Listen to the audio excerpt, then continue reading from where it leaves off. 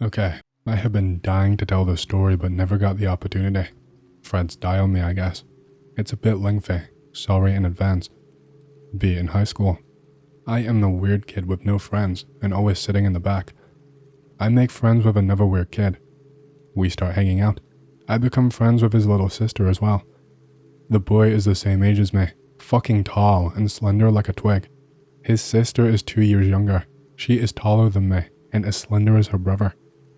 I spent almost all the nights at their house. Eventually, we become very close. Friends live in the first floor of a 2-story house that is separated of the other floor and made to like 2 different apartments. In the second floor lives their grandparents, a sweet old couple that have been living in that place since they were young. They lived in the second floor alone. Their daughter, being the siblings' mother, lived downstairs. Everything is okay with the pair of siblings. The brother is creepy sometimes, and the sister is just your typical wannabe teenager. We share a common hobby, which is an obsession with the paranormal, ghosts, and everything X-related. We did not know shit about 4chan at the time. We liked to sit outside when it was hot and share our paranormal encounters or scary stories that we knew. Their maternal grandfather also liked to sit with us on the porch, talking and commenting about his stories. Grandpa used to do a lot of crazy shit in his younger days. He used to go on long trips around the woods and wildlife of Mexico. He met Aboriginal people, made friends with them. He had a bunch of trinkets given to him as presents from his friends. He once showed us a yellow/cream artisanal piece. I thought it was porcelain. Turns out it was made from human bones. I did touch it. It was cold, but I did not hold it. I was scared of dropping it. He said that the Aboriginal people made pieces depicting animals or people from the bones of the deceased as a way of remembrance and respect. The piece was well done, and in the center it had an eye. It looked way too real. I don't know what it was made of, but I have never really seen anything made the way that it was made. It looked way too real and alive. The grandpa told me about how he had a lot more of these, but did not want to get them outside because he was old and would get tired of going up and down the stairs, bringing the stuff to show us. He also told me that I was invited to go into his house with his grandkids and see them whenever I wanted. That is when I noticed the sister making a nervous smile. When the grandpa was back into his house, she told us she did not want to be up there. She did not like the place as it scared her. Then the brother said jokingly that it was just a bunch of shrunken human heads, bone stuff, and old magic objects. I laughed a bit, thinking he was playing jokes to scare us. The sister stared at me and said angrily, "But it's true, but that is not what makes it creepy." Then they told me about how their grandpa had a protector. Grandpa said it was an angel, but everyone in the family saw it once and did not think so. The protector supposedly would be with him at all times. At night, we can hear Grandpa's footsteps going into the bathroom, then Grandma's steps following him. Grandma did not like being alone in their room, and behind them, another pair of footsteps, but those do not sound right. My aunt said that she once saw it when they were staying at their house. The thing is taller than a person, and it wears a black coat and a hat. At this point, I cannot believe them, because the hat part is ridiculous, so I laugh it off, and their mother calls us for dinner. As the sister goes in before us, the brother pulls me aside and tells me, "You know, Grandpa says I'm going to inherit his part of the house when he dies, but I doubt he will die one day. He told me when I was little that he had sold his soul to the devil, and I thought it was a joke. I asked him again recently, and he just stared at me silently. I gulp and just nod. It felt awkward for an instant. My friend looked way too serious to be joking. We got inside, and their mother talked to us about the thing once more, since the sister told her that they were telling me about it, and that it was after that night. Time passes by, and we bond strongly. I am almost spending all of the days with them after school, and coming back home at night, and going around with them all of the time. At this point it's obvious, the old bro is always babysitting younger sister, so whenever we have a chance, we snuck out to hang by ourselves. We became best bros. I became his confidant, mine as well, and it helps that he scared away the rest of my friends. He is possessive and hates hearing me talking about other friends. I descend slowly into depression, not noticing the signals of whatever was happening. One day I was getting ready for school. Classes started at noon. Had to be told, my room is at the end part of my house, and before it is a room that we use for storage, so every morning I get changed there. It had no windows and is always dark inside. I like the soothing vibe of the darkness that this part of the house has, so I get changed here frequently. As I'm getting changed, I hear the door creak. At this moment, I feel angry, since I think it's my grandpa. We live together, and he always opens the door without knocking. Also, I am 100% sure the door was locked when I started changing clothes, and that is when I see it. And fuck it, and fuck everything, but this shit did not have a hat. Instead, it had a fucking weird, elongated head. The skin and body was as dark as that Vanta black shit. It looked like it sucked out the light itself.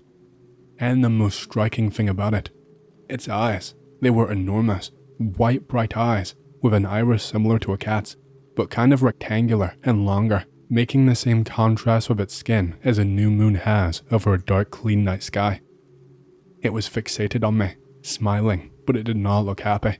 It felt malign. It was sitting on an old dresser, his long legs folded underneath his body, long arms comfortably at the sides of himself. It did not move at first, just stared.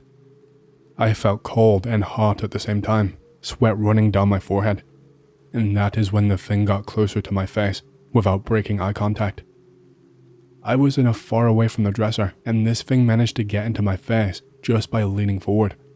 And then it opened its mouth, and I saw a full circle of canines form on this thing's face. And it screeched. It sounded guttural and monstrous, and as if the thing had 2 sets of vocal cords. I froze still in what felt like an hour. I am now surprised I did not pee myself. Then the thing fled out from my room like a shadow through the crack of the partially open door. I stayed there, feeling warm on my face and nauseous. I went to my bathroom and looked at myself in the mirror, not knowing if that fucking thing was real or not, and then I threw up a little. I had a mild eating disorder, so all that came out was acid juices. My grandpa came looking for me, and when he touched my arm, I screamed. He seemed fairly angry and asked me what the hell was going on. I looked again at the mirror. I looked like shit, pale and scared shitless. My grandma did not want to let me go to school because she heard me throwing up, but we had an exam and I'm a nerd, so I told her that I was okay and would go to school anyway. I just did not want to be on my room for that day, or in that part of the house for all it matters. As I got into school, I had the misfortune to be an early fucker, not one of my schoolmates or friends. I would still sneak around to hang with the ones that didn't care for the obsessive old bro. Almost all of the lights were turned off, and the corridor I had to walk through to get to my classroom was completely dark, and I swear, I could see by the side of my eye that the thing was behind me. I could see its reflection on the glass doors, and then I almost scream again when I feel someone tapping on my back. It was older bro, and he looked mad because I yelled at him. Despite how psycho he is, we were good friends back then, so I stuttered to him what had happened that day before school, and he got pale as a sheet.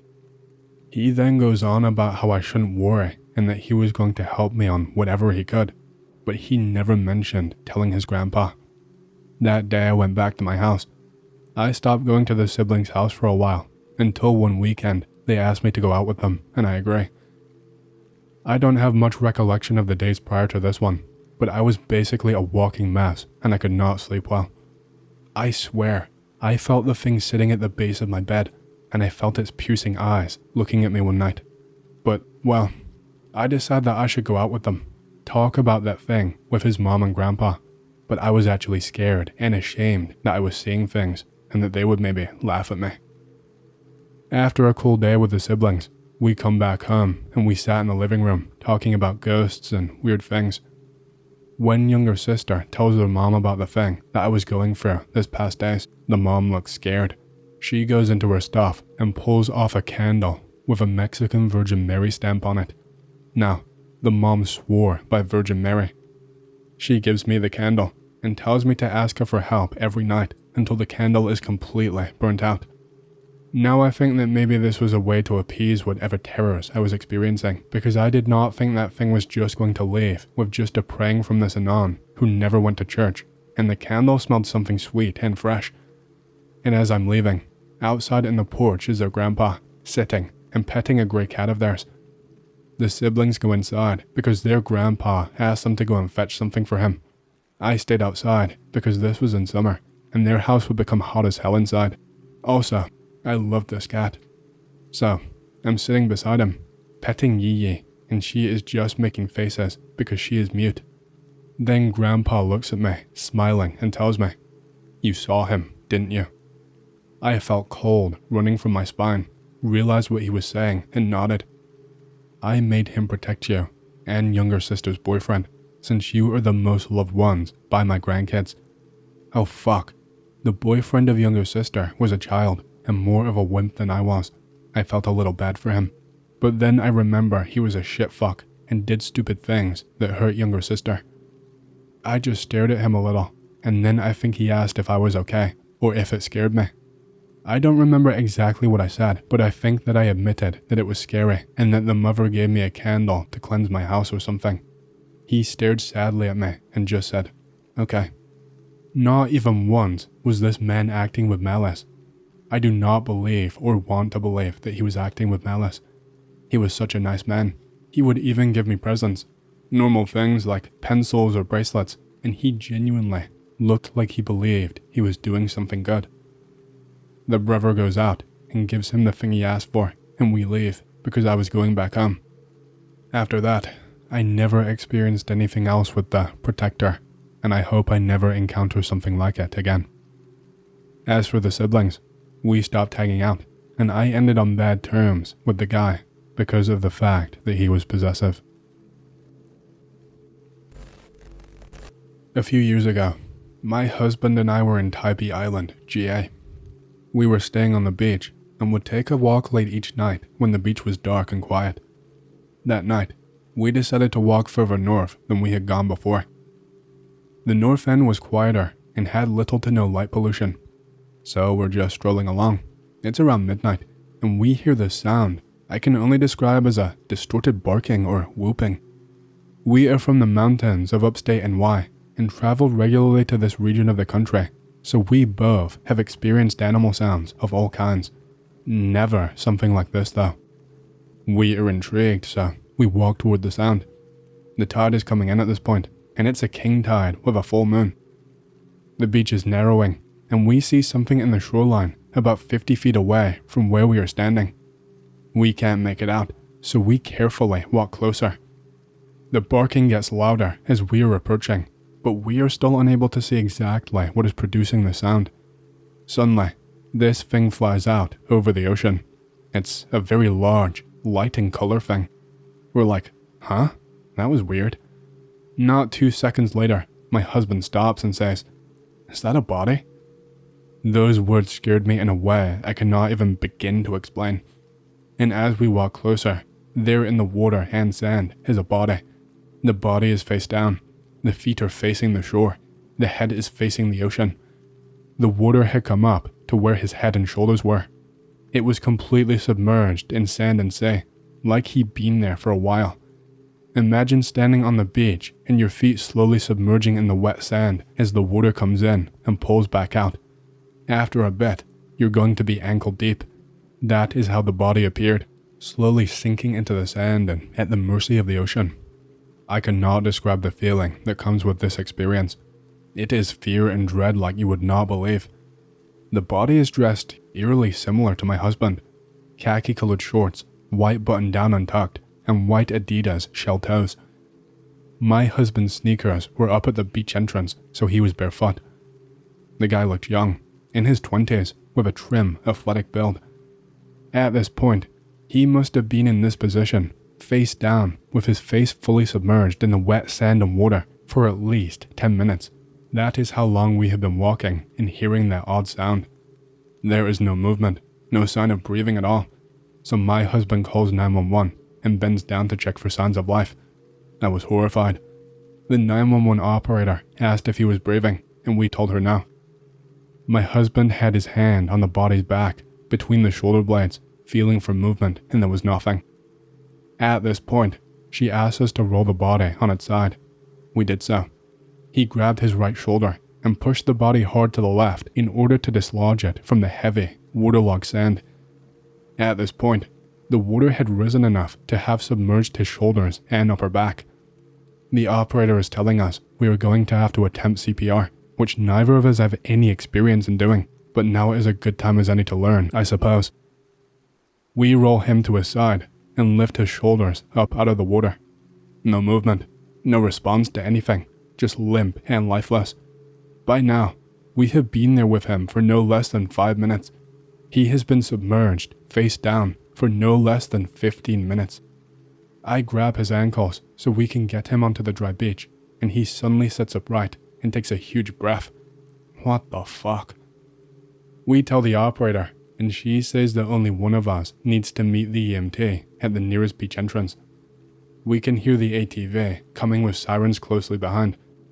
We drag him up to the dunes, and I stayed with him as my husband went to meet the EMT. He asked me where he was, how did he get here, why is he alone? I explained that we had no idea, but that we were certain that he was dead. I asked him his name, and he told me it was Hunter. He was young, early to mid-20s, no smell of alcohol anywhere on him. His mannerisms were that of someone who had been awoken suddenly from a very deep sleep. The EMTs arrived and helped Hunter onto the ATV. We walked back to the house, and the ambulance carrying Hunter passed by us. He was sitting upright in the back, looking like nothing was wrong. Like nothing had happened. Most unexplainable moment of my entire life. Hey, hope you've enjoyed the story so far. If you want to hear more, make sure to subscribe, like the video, and leave a comment because it lets YouTube know you like the content and helps more people to see these videos. My next big goal for the channel is 100,000 subscribers, and as a celebration, I will be doing a Q&A video once we hit that goal. Thank you, and back to the stories. I've had my share of spooky experiences. I posted about them once before on X a year or two ago. Be me, I'm 4 years old at the time. I can't sleep. I look to my door and see a silhouette of a woman in what looks like a wedding dress standing in my doorway facing me. Tell my parents years later. They claim to have seen the same figure several times in that apartment, once even floating over them in the middle of the night. Be 13 years old. I am sleeping at night. I wake up by some weight coming down on my feet. I look but see nobody there, but the weight persists. I assume it's that cat and that I can't see her through the blanket. I notice the cat right next to me when I try to fall back to sleep.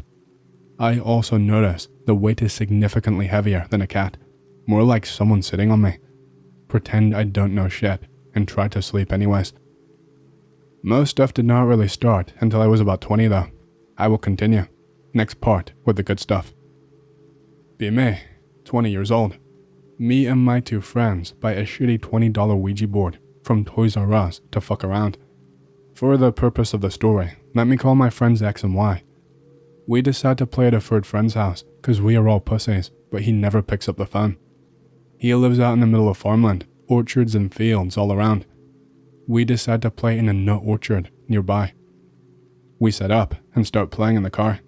Hear animals running around the car outside. Assume it's third friend's dog. We were right next door to his house.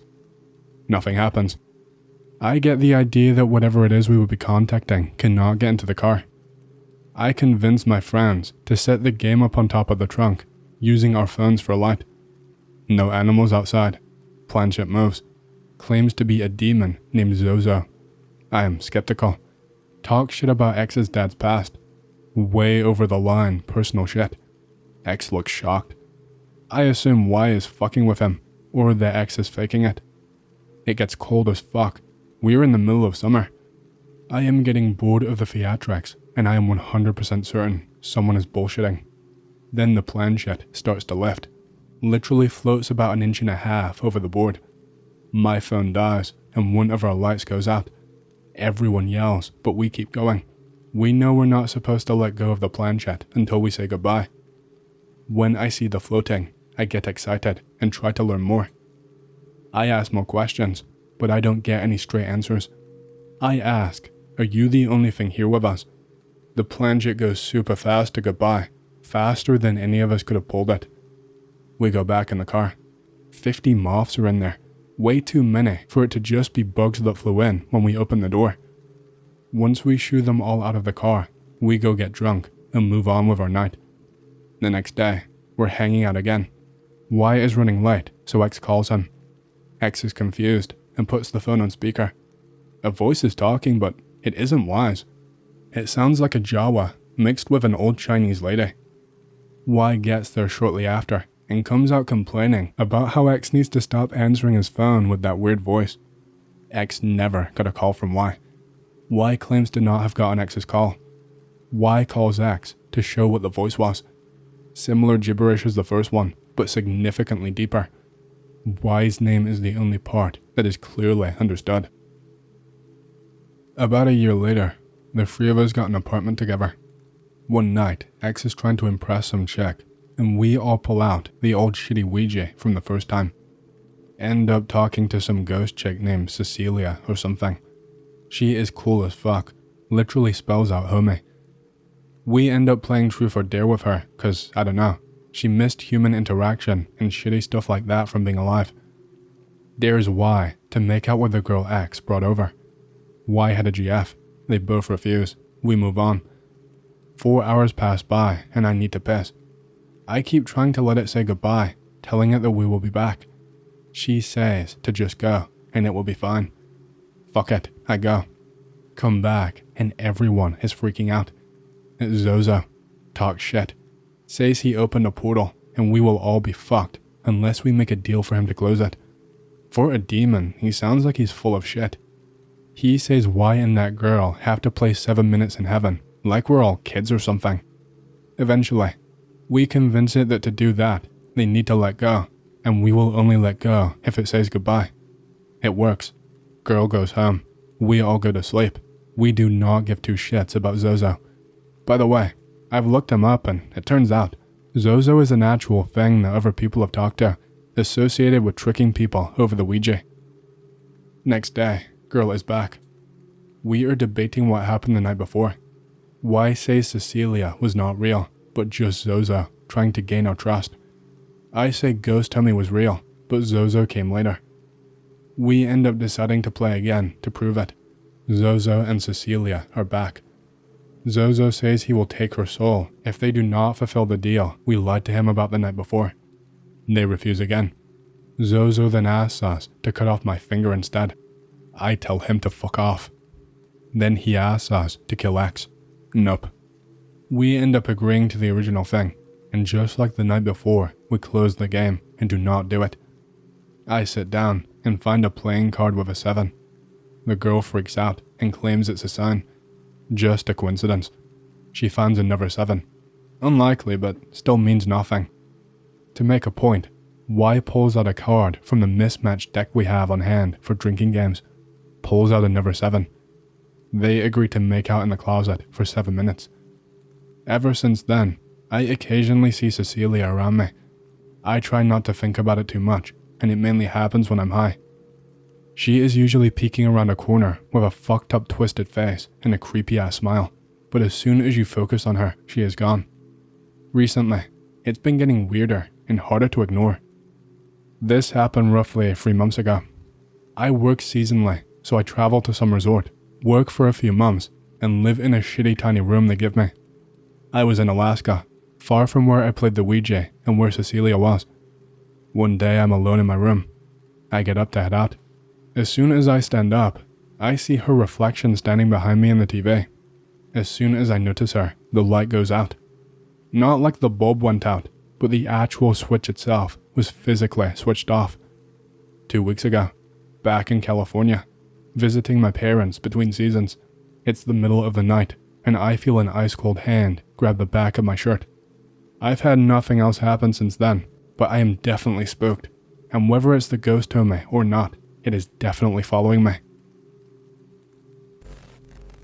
Here is some original content. Be me, driving home to the house I've lived in for 8 years. It's a normal day. It's a normal drive home, until I get about 300 feet away from my driveway. A small house that was never there before is nestled behind some trees, just down the road from my home. I ask my wife when I get home if she's ever noticed the house. Nope. Didn't think much of it. Noticed the little abandoned house a few more times, going to/from work, and think it's odd. A few weeks later, I have neighbors over to watch the hockey. The neighbors ask me if I noticed that same house. I laugh and tell him the wife and I were just discussing it and how no one seems to remember it. The neighbor lives slightly closer to the mystery from us, where that house is in full view from his back door. Nobody remembers it being there. The neighbor and I are hanging out a few days later. We decide to grab some flashlights and go and check this place out up close. The driveway leading to the house has been overgrown for years and completely disappears before getting to our road. The overgrowth has gone wild. We get up close and it is brick, only a couple bedrooms, and the siding is covered in ivy. The windows are boarded. This thing has been abandoned for a long time. On further inspection, the house becomes utterly bizarre. Nothing seems to add up, and while it looks like a normal small house from a distance, up close it looks like it's made of cheap plastic. The door is several feet off of the ground. The windows are only a foot or so from the ground. The front door is locked and fairly sturdy, so we go to one of the windows and both lean over to look inside. What is inside is even more bizarre somehow. Where the chimney connects to the outside of the house, there is no fireplace. Where the front door is, there is a wall. The front door is also several feet off the floor, inside in the house. Fucking what? We go to the bedroom window, and there is a plastic child's chair with no legs facing the door. The walls look like Lego plastic. There is a bed, but it is misshapen. Not like it's old or destroyed, like it's just wrong. The legs of the frame are all different lengths. The mattress that is half laying on the floor and half hanging on the frame is not an even rectangle, but the mattress is immaculate and again, looks like cheap plastic. The neighbor and I just scratch our heads. We try to get in through the bedroom window, but it will not budge. We give up and walk back to my house. We notice a piece of the plastic chair from the bedroom is laying on the ground in the overgrowth. My neighbor goes and picks it up, and it fucking disintegrates in his hands. Anywhere he touches it, the plastic just gives like wet paper. We still talk about this from time to time. I'm not typically one to believe in the supernatural, but something happened to me a few years ago that I still cannot explain. Even thinking about it now gives me chills, and I've often wondered if someone out there might have experienced something similar. Here is my story. I was on a road trip with a couple of friends.